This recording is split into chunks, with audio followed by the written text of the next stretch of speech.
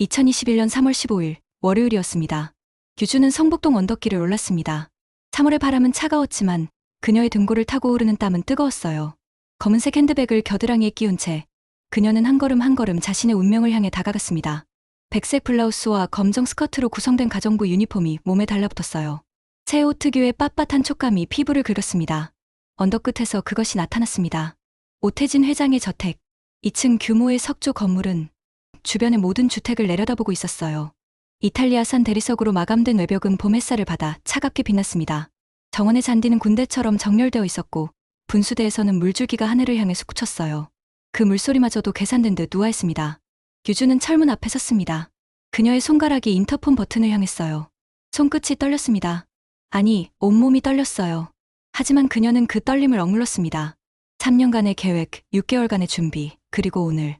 모든 것이 이 순간을 위한 것이었어요. 인터폰에서 여자의 목소리가 흘러나왔습니다. 날카롭고 경계심 가득한 음성이었어요. 규주의 목소리는 놀랍도록 평온했습니다. 수백 번 연습한 대로 적당히 공손하고 적당히 겸손한 톤이었어요.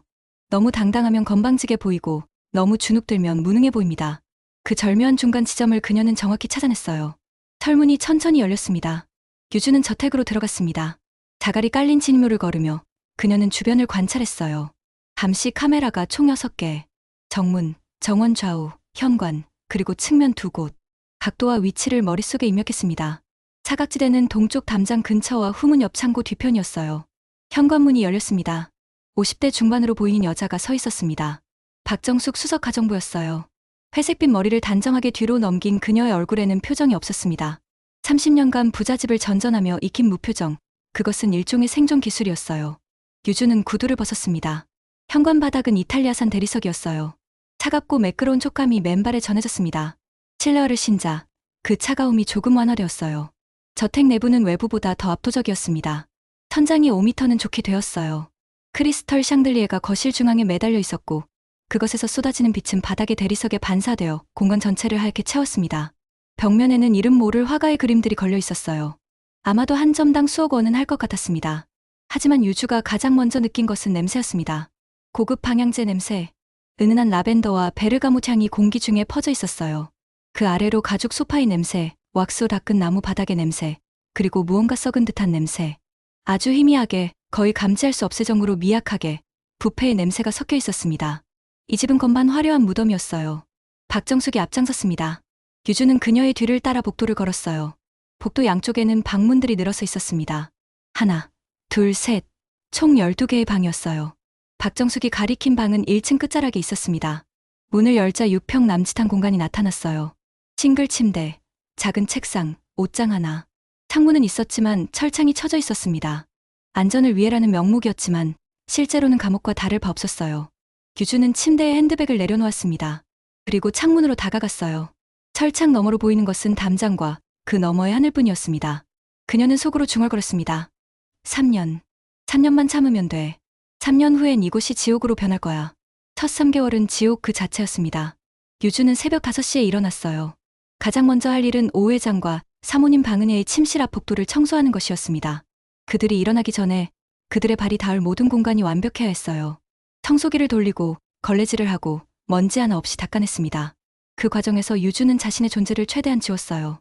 발소리를 죽이고 숨소리를 낮추고 심지어 호흡의 리듬까지 조절했습니다. 투명인간이 되는 연습이었어요. 오전 6시 30분 주방에서 아침 준비가 시작되었습니다. 박정숙이 총괄 지휘를 했고 유주는 보조 역할을 맡았어요. 양파 썰기, 채소 다듬기, 설거지. 가장 하찮고 가장 지저분한 일들이 그녀의 몫이었습니다. 박정숙의 잔소리는 끝이 없었습니다. 칼질이 왜 이래요? 양파가 너무 두꺼워. 다시 해요. 접시에 물때 물었어요. 제대로 안 씻었네. 다시 해요. 행주 냄새 나요. 소독 다시 하고 말려요. 하지만 유주는 한 번도 반박하지 않았어요. 묵묵히 고개를 숙이고 네, 알겠습니다라고만 대답했습니다. 그녀는 알고 있었어요. 이것이 테스트라는 것을. 새로 들어온 가정부가 얼마나 순종적인지, 얼마나 오래 참을 수 있는지 시험하는 과정이라는 것을요. 오전 7시 오 회장이 식탁에 앉았습니다. 68세의 오태진. 한국건설업계에 살아있는 전설이었어요. 한때 재계 서울 15위까지 올라갔던 오성건설의 회장. 지금은 은퇴했지만 여전히 수백억 원의 자산을 보유한 노년의 권력자였습니다. 유주는 주방 입구에서 그를 관찰했어요. 키 175cm, 체중 70kg 내외. 약간 구부정한 등 오른쪽 다리를 살짝 절뚝이는 걸음걸이. 10년 전 교통사고의 후유증이었습니다. 얼굴은 주름으로 가득했지만 눈빛만큼은 여전히 날카로웠어요. 독수리 같은 눈. 모든 것을 파악하고 모든 것을 지배하려는 욕망이 그 눈 속에 담겨 있었습니다.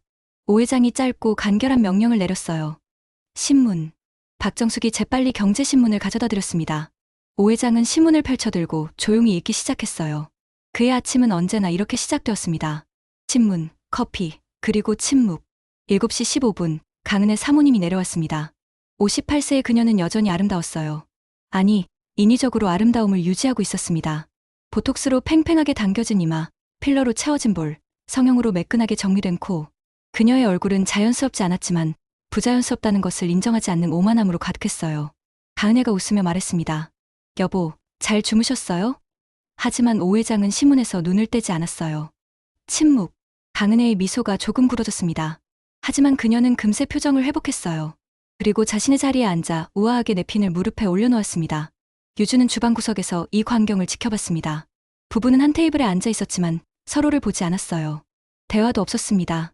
각자 자신의 세계에 갇혀 상대방의 존재를 철저히 무시했어요. 이것이 40년 결혼 생활의 결과였습니다. 유주는 그 순간 확신했어요. 이 부부는 이미 죽어 있어. 숨만 쉬고 있을 뿐이야. 3개월이 지나고 유주는 서서히 저택의 시스템에 적응했습니다. 그녀는 모든 규칙을 완벽하게 숙지했어요. 오 회장은 아침 7시 정각에 일어나 8시까지 식사를 마칩니다. 강은혜 사모님은 오전 10시에 골프장에 가거나 백화점 VIP 라운지에서 친구들을 만나요. 점심은 대부분 밖에서 해결하고 저녁 6시에 귀가합니다. 오 회장은 낮 동안 서재에서 시간을 보냈어요. 그곳에서 그는 오래된 사업 자료를 검토하거나 골동품 경매 카탈로그를 뒤적이거나 때로는 그냥 창밖을 멍하니 바라봤습니다. 은퇴한 권력자의 무료함이 그의 일상이었어요. 유주는 이 패턴을 철저히 파악했습니다. 그리고 그 틈새를 비집고 들어가기 시작했어요. 어느 날 오후 유주가 조심스럽게 물었습니다. 회장님, 서재 청소해도 될까요? 오 회장은 책을 읽고 있었어요. 그는 유주를 쳐다보지도 않고 고개를 끄덕였습니다. 유주는 들어가 조용히 청소를 시작했어요. 먼지를 털고 책장을 닦고 바닥을 쓸었습니다. 그 모든 과정에서 그녀는 완벽한 투명인간이었어요. 하지만 그녀의 눈은 쉬지 않았습니다. 서재의 모든 것을 관찰했어요. 책장에 꽂힌 책들의 제목, 책상 위의 서류 더미, 벽에 걸린 액자들, 금고의 위치. 모든 것을 머릿속에 기록했습니다. 그리고 발견했어요. 책상 서랍 안쪽, 열쇠 구멍 옆에 아주 작은 흠집이 있었습니다. 누군가 열쇠를 잃어버려서 억지로 따려 했던 흔적이었어요. 그 서랍에는 무언가 중요한 것이 들어있다는 뜻이었습니다. 유주는 아무렇지 않게 청소를 마쳤습니다. 오 회장의 대답은 여전히 무심했어요. 하지만 유주는 만족했습니다. 오늘 하나의 정보를 얻었으니까요. 6개월이 지났습니다. 유주는 이제 저택의 일부가 되었어요. 공기처럼, 벽지처럼 그곳에 당연히 있어야 하는 존재가 되었습니다. 오 회장도, 강은혜 사모님도, 박정숙도 더 이상 그녀를 의식하지 않았어요. 그것이 바로 유주가 원한 것이었습니다. 투명해질수록 그녀는 더 많은 것을 볼 수 있었어요. 밤마다 유주는 자신의 방에서 일기를 썼습니다. 하지만 그것은 평범한 일기가 아니었어요. 암호로 작성된 복수의 설계도였습니다. 2021년 9월 18일 오 회장, 매주 화요일 오후 3시 청담동 한의원 방문. 당뇨와 고혈압 치료. 담당 한의사는 김모 원장. 처방전은 서재 서랍에 보관. 강은혜, 매주 목요일 오전 11시 청담동 피부과. 보톡스 시술. 의사 이름은 박모. 시술 후 얼굴이 붓기 때문에 그날은 외출하지 않음. 두 사람의 약점, 건강과 외모. 이것만 건드리면 무너진다. 일기는 계속 이어졌어요. 100페이지, 200페이지, 300페이지. 2년이 넘는 시간 동안 유주는 한 줄 한 줄 복수의 청사진을 그려나갔습니다. 그리고 감정을 죽였어요. 처음엔 어려웠습니다. 오 회장이 야, 이거 치워라고 말할 때마다, 강은혜가 이것도 못해 라고 핀잔을 줄 때마다, 박정숙이 다시 해라고 명령할 때마다 유주의 가슴 속에서는 분노가 끓어올랐어요. 하지만 그녀는 그 분노를 삼켰습니다. 분노는 나중을 위해 저축했어요. 복리로 쌓아갔습니다. 3년째가 되자 유주는 완벽한 기계가 되어 있었어요. 웃어야 할 때 웃고, 고개 숙여야 할 때 숙이고, 침묵해야 할 때 침묵했습니다. 감정의 파도는 더 이상 그녀의 표면에 닿지 않았어요. 그녀는 그림자가 되었습니다. 보이지만 보이지 않는, 존재하지만 존재하지 않는 그런 완벽한 그림자. 그리고 이제 드디어 그 그림자가 움직일 시간이 왔습니다. 2024년 3월 21일 밤 11시 47분. 유주는 잠들지 않고 있었습니다. 그녀는 침대에 누운 채 천장을 응시했어요. 어둠 속에서 희미하게 보이는 천장의 균열. 그 균열을 따라 그녀의 시선이 움직였습니다. 마치 미로를 탐험하듯. 3년. 정확히 3년 하고도 6일째였어요. 그동안 유주는 철저히 준비했습니다. 오 회장의 모든 습관, 강은혜의 모든 약점, 저택의 모든 비밀을 파악했어요. 이제 남은 것은 단 하나. 결정적인 순간을 만드는 것. 그 순간은 예고 없이 찾아왔습니다. 밤 11시 53분. 복도에서 이상한 소리가 들렸어요. 무언가 넘어지는 소리, 그리고 낮게 신음하는 소리였습니다. 규주는 재빨리 침대에서 일어났습니다. 가운을 걸치고 방문을 조심스럽게 열었어요. 복도는 어두웠지만 2층으로 올라가는 계단 쪽에서 희미한 불빛이 새어나왔습니다. 그녀는 소리 없이 계단을 올라갔어요. 2층 복도에 오 회장이 쓰러져 있었습니다. 파자마 차림의 그는 바닥에 엎드린 채 가쁜 숨을 몰아쉬고 있었어요. 얼굴은 창백했고 이마에는 식은땀이 송송 맺혀 있었습니다. 오른손으로는 가슴을 움켜쥐고 있었어요. 유주가 달려갔습니다. 그녀의 목소리에는 진짜 놀람이 섞여 있었어요. 연기가 아니었습니다. 이 순간만큼은 진심이었어요. 왜냐하면 이것이 바로 그녀가 기다리던 기회였으니까요. 오 회장이 힘겹게 말했습니다. 숨이 안 쉬어져. 그의 입술이 파랗게 변하고 있었어요. 유주는 즉시 상황을 파악했습니다. 급성 알레르기 반응 또는 천식 발작. 오 회장의 의료 기록에서 봤던 내용이었어요. 그는 특정 약물에 알레르기가 있었고 봄철 꽃가루에도 민감했습니다. 유주는 침착하게 말했습니다. 회장님, 진정하세요. 제가 도와드릴게요. 그녀의 손이 오 회장의 파자마 주머니를 뒤졌어요. 거기에 항상 비상약이 들어있다는 것을 알고 있었습니다. 없었어요. 주머니가 비어 있었습니다. 유주의 심장이 빠르게 뛰기 시작했어요. 이건 예상 밖이었습니다.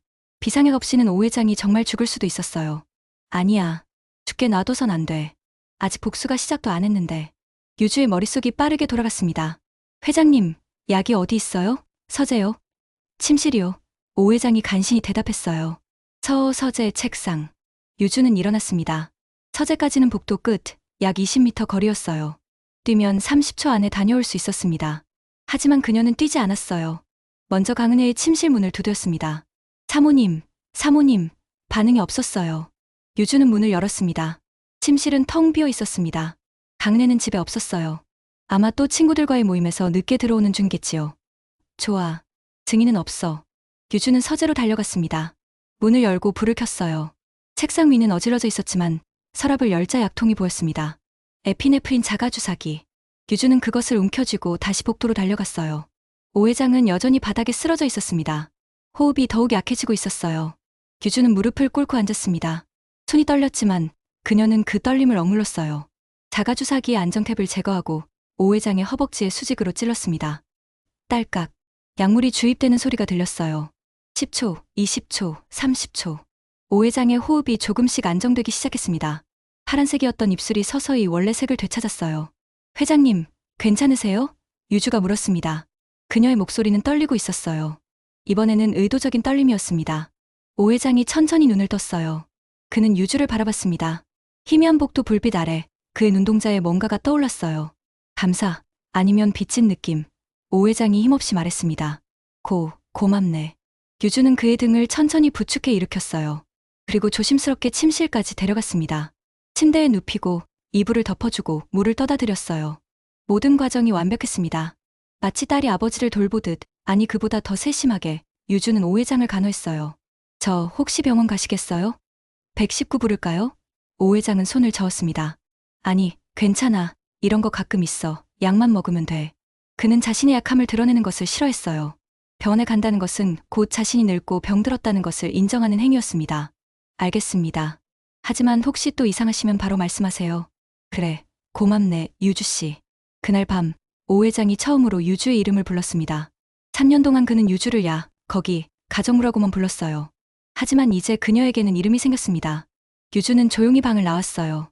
복도를 걸으며 그녀는 입가에 아주 작은 미소를 지었습니다. 1단계 완료. 그 사건 이후 저택의 분위기가 미묘하게 변했습니다. 이틀 후 강은혜가 늦은 밤에 귀가했어요.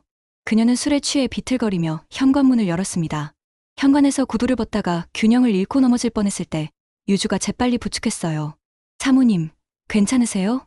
어머, 유주씨, 고마워요. 강은혜가 술 냄새를 풍기며 웃었습니다. 다음 날 아침, 오 회장이 강은혜에게 말했어요. 당신, 유주씨 월급 올려줘. 네? 왜요? 그냥 일 잘하니까. 강은혜는 의아한 표정을 지었지만 곧 고개를 끄덕였습니다. 알겠어요. 얼마나 올려줄까요? 20만 원. 유주의 월급이 230만 원에서 250만 원으로 올랐어요. 겉으로는 작은 변화였지만 그 의미는 컸습니다. 오 회장이 유주를 단순한 가정부가 아닌 가치 있는 사람으로 인식하기 시작했다는 뜻이었어요. 4월의 어느 오후였습니다. 유주는 거실을 청소하고 있었어요. 소파 뒤편의 먼지를 털고 쿠션을 정돈하고 바닥을 닦았습니다. 그때 강은혜가 2층에서 내려왔어요. 유주 씨. 네, 사모님. 잠깐 이야기 좀 할까요? 강은혜의 목소리는 평소와 달랐습니다. 부드러웠어요. 마치 친구에게 말하듯. 유주는 청소 도구를 내려놓고 강은혜 앞에 섰습니다. 저번에 회장님 구해줬다면서요? 아, 네. 그냥 제가 해야 할 일을 했을 뿐입니다. 아니에요. 그게 쉬운 일이 아니에요. 당황했을 텐데 침착하게 잘 대처했더라고요. 강은혜가 유주의 손을 잡았습니다. 따뜻한 손길이었어요. 고마워요, 유주 씨. 덕분에 우리 남편이 무사했어요. 아닙니다, 사모님. 당연한 일을. 아니에요. 당신은 특별해요. 강은혜의 눈빛이 진지했어요. 그 순간 유주는 무언가를 감지했습니다. 외로움. 강은혜는 외로웠어요. 남편과는 대화가 없고 자식도 없고 친구들도 결국은 돈으로 묶인 관계일 뿐이었습니다. 그녀는 진짜 연결을 갈망하고 있었어요. 유주는 이 순간을 놓치지 않았습니다. 사모님. 네. 사모님은 언제나 저희를 잘 챙겨주세요. 저야말로 감사드려야죠. 정말 그렇게 생각해요? 물론이죠. 유주가 미소 지었습니다. 완벽하게 계산된 하지만 진심처럼 보이는 미소였어요. 강은혜의 얼굴이 밝아졌습니다. 그녀는 유주의 손을 꽉 쥐었어요. 유주 씨, 우리 앞으로 자주 얘기해요. 다른 가정부들이랑은 다르게 당신하고는 통하는 게 있는 것 같아요. 영광입니다, 사모님.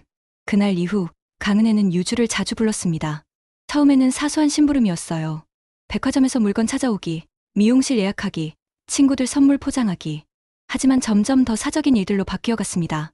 유주 씨, 내 드레스 어때요? 너무 화려한가요? 유주 씨, 이 향수 냄새 맡아봐요.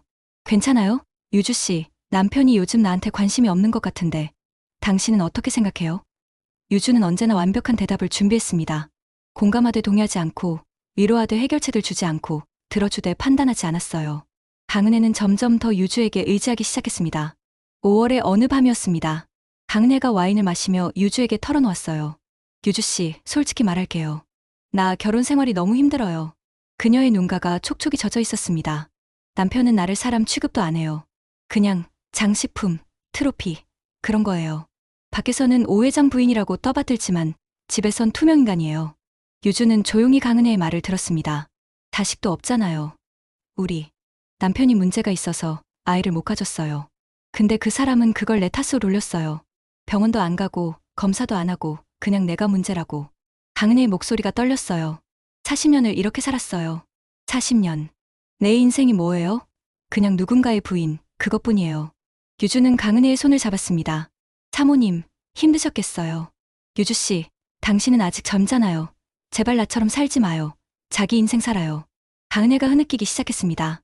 유주는 그녀를 껴안았어요. 따뜻하게, 진심처럼. 하지만 유주의 눈빛은 차가웠습니다.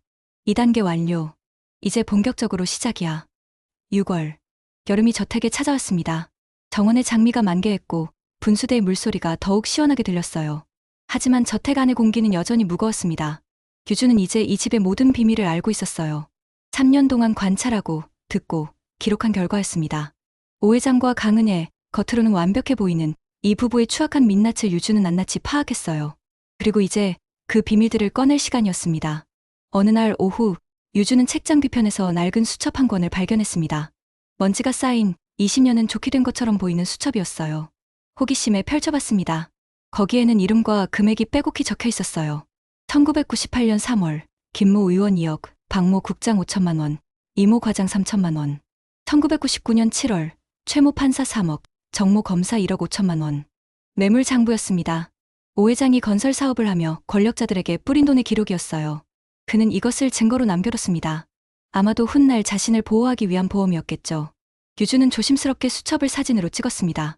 한 장 한 장, 빠짐없이 모든 페이지를요. 그리고 다시 원래 자리에 꽂아뒀어요. 오 회장은 여전히 창밖을 바라보고 있었습니다. 그는 유주가 무엇을 했는지 전혀 눈치채지 못했어요. 유주는 강은혜의 침실에서 침대 시트를 갈아 끼우며 방 안을 둘러봤습니다. 화장대 위에는 수십 개의 화장품이 늘어서 있었어요. 샤넬, 디올, 에르메스. 모두 명품 브랜드였습니다. 그 옆에는 약통들이 있었어요. 규주는 약통 하나를 집어들었습니다. 졸피뎀 심흥, 불면증 치료제. 그 옆에는 다른 약들도 있었어요. 알프라졸람 0.5, 항불안제, 에스시탈로프람 10임, 우울증 치료제. 강은혜는 약 없이는 잠들 수 없었고 약 없이는 하루를 버틸 수 없었습니다. 규주는 화장대 서랍을 열었어요. 거기에는 편지들이 가득했습니다. 오래된 편지들. 규주는 그중 하나를 꺼내 읽었습니다. 은혜에게. 당신을 만난 것은 내 인생 최고의 행운이었습니다. 비록 우리의 사랑이 이루어질 수 없다 해도 내 마음은 영원히 당신 곁에 있을 것입니다. 사랑하는 당신에게 준호.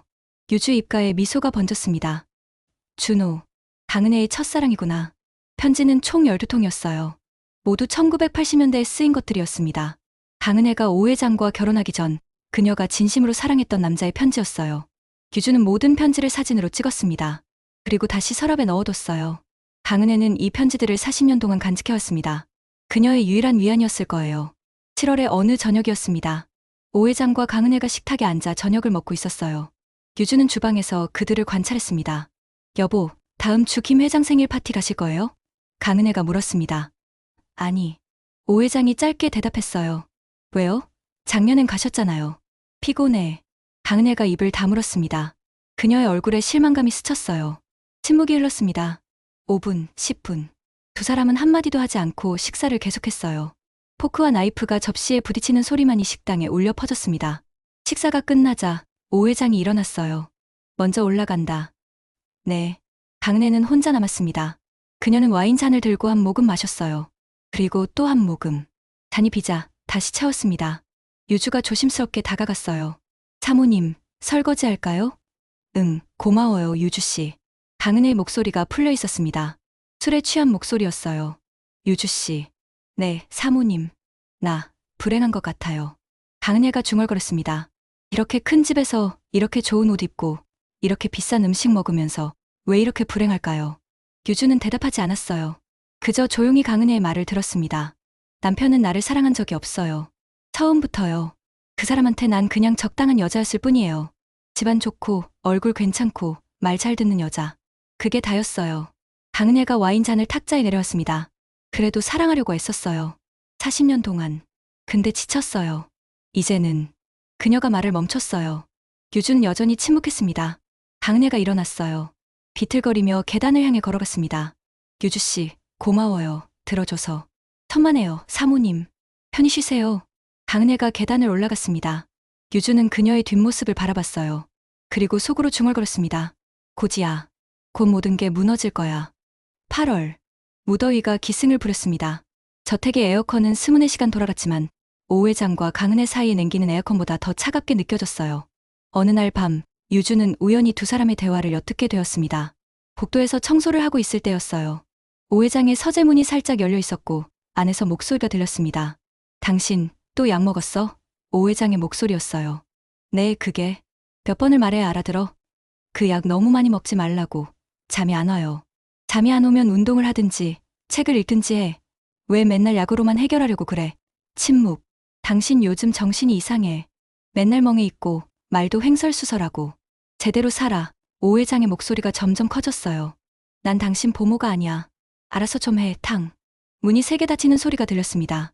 유주는 재빨리 그 자리를 떠났어요. 하지만 머릿속에는 방금 들은 대화가 선명하게 남아 있었습니다. 서로를 미워하고 있어. 겉으로는 부부지만 속으로는 원수야. 완벽한 조건이었습니다. 유주의 계획을 시행하기에. 9월 10일. 유주는 강은혜와 단둘이 거실에 있었습니다. 강은혜는 소파에 앉아 TV를 보고 있었어요. 유주는 청소를 하는 척하며 강은혜 곁에 다가갔습니다. 사모님. 응? 저 말씀드려도 될까요? 유주의 목소리가 조심스러웠어요. 뭔데? 요즘 회장님이 좀 이상하신 것 같아요. 이상하다니? 강은혜가 TV에서 눈을 떼고 유주를 쳐다봤습니다. 그게 자꾸 사모님 방을 기웃거리시고 서랍 같은 거 뒤지시는 것 같던데요. 뭐, 강은혜의 표정이 굳어졌어요. 제가 잘못 본 건가요? 죄송합니다. 괜한 말씀 드린 것 같네요. 아니야, 계속 말해봐. 강은혜가 몸을 앞으로 기울였습니다. 어제도 사모님 계실 때 서재에 계시다가 갑자기 사모님 방으로 올라가시더라고요. 그래서 저도 이상하다고 생각했어요. 유주가 말했습니다. 물론 거짓말이었어요. 9월 3일. 유주는 강은혜의 침실을 청소하고 있었습니다. 강은혜는 백화점에 나가 있었어요. 적어도 3시간은 돌아오지 않을 거였습니다. 유주는 화장대 앞에 섰습니다. 거울 속 자신을 바라봤어요. 33세의 여자. 평범한 얼굴, 평범한 몸매. 하지만 눈빛만큼은 평범하지 않았습니다. 그녀는 화장대 서랍을 열었어요. 강은혜의 향수가 가지런히 놓여 있었습니다. 그중 하나를 집어들었어요. 샤넬 노.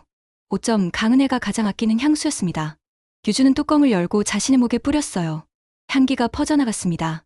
달콤하면서도 우아한 강은혜의 향기였어요. 유주는 화장대 의자에 앉았습니다. 거울을 바라보며 그녀는 상상했어요. 내가 이 집의 주인이라면. 웃음이 나왔습니다. 아니, 난 주인이 될 생각 없어. 난 그냥 이 집을 부숴버릴 거야. 유주는 서랍 깊숙한 곳에서 준호의 편지들을 꺼냈습니다. 그리고 그중 가장 애절한 편지 한 통을 골랐어요. 은혜에게. 당신 없는 세상은 의미가 없습니다. 나는 매일 밤 당신을 꿈꿉니다. 하지만 깨어나면 당신은 없습니다. 이 고통을 어떻게 견뎌야 할까요? 유주는 이 편지를 복사했습니다. 그리고 오 회장의 서재로 향했어요. 오 회장은 소파에 앉아 신문을 읽고 있었습니다. 회장님, 커피 드릴까요? 유주가 물었어요. 응, 고맙네. 유주는 주방으로 가서 커피를 준비했습니다. 그리고 쟁반에 커피와 함께 무심코 섞인 것처럼 준호의 편지 복사본을 올려놓았어요. 서재로 돌아가 커피를 내려놓았습니다. 여기 있습니다, 회장님. 응. 오 회장이 커피를 한 모금 마셨어요. 유주는 방을 나가려다 멈췄습니다. 아, 회장님. 저기 종이가. 응. 오 회장이 쟁반을 봤습니다. 편지가 커피잔 옆에 놓여 있었어요. 이게 뭐지? 그가 편지를 집어들었습니다. 그리고 읽기 시작했어요. 유주는 조용히 방을 나왔습니다. 하지만 문을 완전히 닫지 않고 살짝 틈을 남겨뒀어요. 복도에서 유주는 귀를 기울였습니다. 이게 대체 뭐야? 오 회장의 목소리가 들렸어요. 당황한 목소리였습니다. 준호, 이게 누구야? 그가 중얼거리는 소리가 들렸어요. 유주는 미소를 지었습니다. 씨앗을 심었어. 이제 싹이 트겠지. 그날 저녁 식탁의 분위기는 평소와 달랐습니다. 오 회장이 강은혜를 유심히 바라봤어요. 의심스러운 눈빛이었습니다. 당신, 오늘 뭐 했어? 백화점 갔다 왔어요. 왜요? 그냥, 궁금해서. 침묵. 강은혜가 이상한 표정을 지었어요. 무슨 일 있어요? 아니, 없어. 하지만 오 회장의 눈빛은 여전히 의심으로 가득했습니다. 유주는 주방에서 그 광경을 지켜봤어요. 1차 성공. 이제 2차로 가자. 오 회장은 강은혜의 방에 간 적이 없었습니다. 하지만 강은혜는 유주의 말을 믿었어요. 정말. 네, 혹시 제가 뭔가 잘못 봤다면 죄송합니다. 아니, 아니야. 강은혜의 얼굴이 창백해졌습니다. 그 사람이 내 방을 왜? 그녀가 중얼거렸어요. 유주는 더 이상 말하지 않았습니다. 씨앗은 이미 심어졌으니까요. 그날 밤, 강은혜는 자신의 방 서랍을 뒤졌습니다. 편지들이 그대로 있었어요. 아무것도 건드려진 흔적은 없었습니다.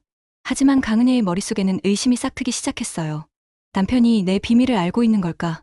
준호의 편지를 발견한 걸까? 그래서 나를 의심하는 걸까? 편집증이 시작되었습니다. 유주가 정확히 노린 바였어요. 9월 15일. 유주는 다시 오 회장의 서재를 찾았습니다. 회장님, 청소 좀 할게요. 응. 유주는 청소를 시작했어요. 그리고 책상 근처를 닦다가 실수로 오 회장의 핸드폰을 바닥에 떨어뜨렸습니다. 아, 죄송합니다. 유주가 재빨리 주워들었어요. 괜찮아. 오 회장이 손을 저었습니다. 하지만 그 짧은 순간 유주는 핸드폰 화면을 봤어요. 잠금 비밀번호를 입력하는 화면이었습니다. 오 회장이 핸드폰을 받아들고 비밀번호를 입력했어요. 1에 9에 5에 6. 유주는 그 숫자를 기억했습니다. 1956년. 오 회장의 생년이었어요. 예상대로야. 노인네들은 항상 생일을 비밀번호로 쓰지. 그날 밤 12시. 모두가 잠든 시간이었습니다. 유주는 조용히 방을 나왔어요. 복도를 지나 오 회장의 서재로 향했습니다. 문은 잠겨있지 않았어요. 오 회장은 집 안에서는 문을 잠그지 않는 습관이 있었습니다. 유주는 서재에 들어가 책상 서랍을 열었어요. 오 회장의 핸드폰이 거기 있었습니다. 충전 중이었어요. 유주는 핸드폰을 집어들고 비밀번호를 입력했습니다. 1에 9에 5에 6. 화면이 열렸습니다. 유주는 재빨리 연락처를 확인했어요. 그리고 김미선이라는 이름을 찾았습니다. 전화번호를 메모했어요. 그 다음으로 문자 메시지를 확인했습니다. 김미선과 주고받은 메시지들이 있었어요. 김미선, 회장님, 다음 주 목요일에 뵐 수 있을까요? 오태진, 그래, 평소 장소에서. 김미선, 네, 알겠습니다. 잘 준비해서 가겠습니다.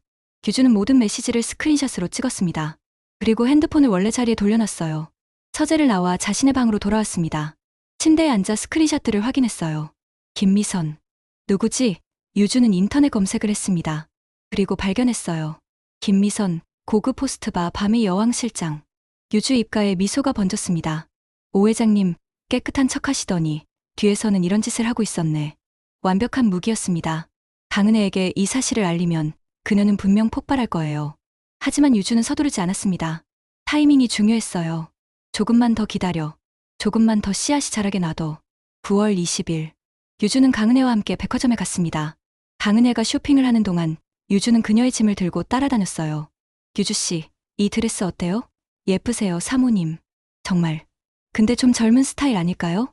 아니에요. 사모님 피부톤에 딱 맞아요. 강은혜가 만족스러운 표정을 지었어요. 쇼핑을 마치고 두 사람은 백화점 카페에 앉았습니다. 강은혜가 커피를 마시며 말했어요. 유주씨, 요즘 남편이 정말 이상해요. 무슨 일 있으세요? 자꾸 나를 쳐다봐요. 뭔가 의심하는 눈빛으로. 강은혜의 목소리가 떨렸어요. 혹시 사모님이 뭔가 잘못하신 게 있나요? 아니요. 전혀 없어요. 강은혜가 강하게 부인했습니다. 그럼 왜 회장님이 그러실까요? 유주가 고개를 갸웃거렸어요. 모르겠어요. 정말 모르겠어요. 강은혜가 한숨을 쉬었습니다. 유주는 잠시 침묵했어요. 그리고 조심스럽게 입을 열었습니다. 사모님. 혹시 회장님이 다른 여자가 있으신 건 아닐까요? 뭐라고? 강은혜의 눈이 커졌어요. 아, 죄송합니다. 제가 너무 나간 것 같네요. 유주가 황급히 말했습니다. 아니야, 계속 말해봐. 왜 그렇게 생각해? 강은혜가 유주의 손을 잡았어요.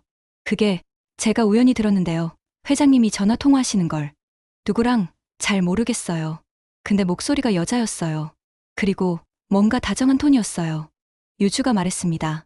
물론 또 거짓말이었어요. 하지만 강은혜는 믿었습니다. 그 사람이 바람을 피운다고? 강은혜의 얼굴이 일그러졌어요. 확실하진 않아요, 사모님. 제가 오해한 걸 수도. 아니야, 아니야, 분명 뭔가 있어. 강은혜가 중얼거렸습니다.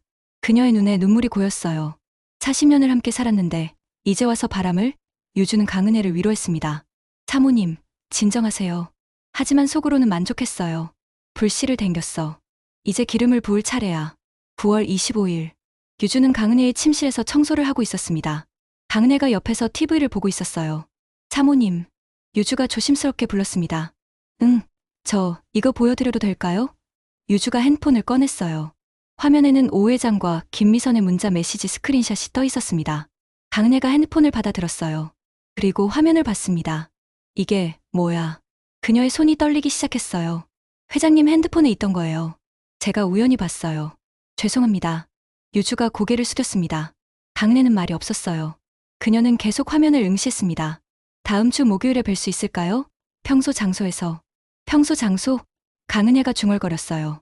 그럼 한두 번이 아니라는 거잖아. 그녀의 목소리가 점점 퍼졌습니다. 김미선, 인연이 누구야? 강은혜가 검색을 시작했어요. 그리고 발견했습니다. 김미선, 고급 호스트바 밤의 여왕 실장. 호스트바라고? 강은혜의 얼굴이 새빨개졌어요. 그 사람이 나를 두고 호스트바 여자를 만난다고. 그녀가 일어났습니다. 사모님, 진정하세요. 유주가 말했지만 강은혜는 듣지 않았어요. 40년을 참았어. 모욕도 참고, 무시도 참고, 외로움도 참았어. 강은혜가 소리쳤습니다. 근데 이제 와서 바람을 피워. 그것도 호스트바 여자랑. 그녀가 방을 나가 계단을 내려갔어요. 여보, 나와. 강은혜가 오 회장을 불렀습니다. 서재문이 열리고 오 회장이 나왔어요. 왜 그래? 무슨 일이야? 무슨 일이냐고. 당신이 무슨 짓 했는지 모르겠어. 강은혜가 핸드폰을 오 회장 얼굴 앞에 들이댔어요. 이게 뭐야? 설명해봐. 오 회장이 화면을 봤습니다. 그의 얼굴이 굳어졌어요. 이걸 어디서 났든 상관없어. 당신이 바람 피운 거 맞잖아. 바람이라니. 그냥 사업상 만나는 사람이야. 사업상. 호스트바, 여자를 사업상 만나? 그건. 오 회장이 말을 잃었어요. 강은혜가 비웃었습니다. 역겹네. 정말 역겨워. 당신이 뭘 안다고. 뭘 알긴, 다 알아. 당신이 얼마나 더러운 인간인지. 두 사람의 목소리가 점점 커졌어요. 유주는 복도 끝에서 그 광경을 지켜봤습니다. 그녀의 입가에는 미소가 번져 있었어요. 9월 30일. 저택의 분위기는 최악이었습니다. 오 회장과 강은혜는 서로 말도 하지 않았어요. 식사 시간에도 각자 다른 시간에 먹었고 같은 공간에 있는 것조차 피했습니다. 강은혜는 매일 술을 마셨어요. 낮부터 와인을 들이켰고 밤에는 위스키로 바꿨습니다. 그녀의 눈은 충혈되어 있었고 얼굴은 부어 있었어요. 유주 씨. 어느 날 밤 강은혜가 유주를 불렀습니다. 네, 사모님. 나 복수하고 싶어. 강은혜가 중얼거렸어요. 사모님, 그 사람이 날 무시했으니 나도 그 사람 무시할 거야. 강은혜의 눈빛이 이상했어요. 광기가 서려 있었습니다. 그 사람이 가장 아끼는 게 뭔지 알아? 명예야. 오성건설 회장이라는 타이틀. 그게 그 사람의 전부야. 강은혜가 웃었어요. 그걸 부숴버릴 거야. 사모님, 무슨 말씀을. 난 주주야, 유주씨. 오성건설 주식 30%를 갖고 있어. 그 사람 몰래 팔아버릴 거야. 회사를 망하게 만들 거야. 유주의 심장이 빠르게 뛰었어요. 드디어 움직이는구나. 사모님, 그건 너무 위험한 일 아닌가요? 위험해도 상관없어. 난 이미 잃을 게 없어. 강은혜가 일어났습니다. 내일 당장 증권사에 전화할 거야. 사모님, 괜찮아, 유주씨. 당신은 날 응원만 해줘. 강은혜가 유주의 손을 잡았어요. 당신만이 내 편이야. 고마워. 유주는 고개를 끄덕였습니다. 네, 사모님. 저는 항상 사모님 편이에요. 10월 1일. 강은혜는 정말로 증권사에 전화했습니다. 오성건설 주식 전량 매도요. 사모님, 그렇게 하시면 주가가 폭락할 수 있습니다. 상관없어요. 그냥 팔아요. 알겠습니다. 거래가 시작되었어요. 30% 물량이 시장에 쏟아지자 오성건설 주가는 급락했습니다. 15% 하락, 20% 하락, 30% 하락. 뉴스에서는 긴급 속보를 띄웠어요. 오성건설 주가 폭락, 대주주 지분 매각 추정. 오 회장의 핸드폰이 미친 듯이 울렸습니다. 회장님, 무슨 일입니까? 주가가 폭락하고 있습니다. 사모님이 주식을 매도하셨다는데요? 오 회장은 믿을 수 없다는 표정이었어요. 그는 강은혜의 방으로 달려갔습니다. 당신이 뭐 한 거야? 강은혜는 소파에 앉아 와인을 마시고 있었어요. 뭘 했냐고? 주식 팔았어. 미쳤어. 왜? 복수야. 당신이 날 배신했으니 나도 당신을 배신하는 거야. 이 여자가 오 회장이 손을 들어 올렸어요. 하지만 내리치지는 못했습니다. 강은혜가 냉소를 지었어요. 때려봐. 어차피 난 더 잃을 게 없어. 오 회장은 손을 내렸습니다. 이혼하자. 좋아. 하자. 두 사람은 서로를 노려봤어요. 40년 결혼 생활이 이 순간 끝났습니다. 유주는 복도에서 그 광경을 지켜봤습니다. 그녀의 입가에는 만족스러운 미소가 떠올랐어요. 2부에서 이어집니다.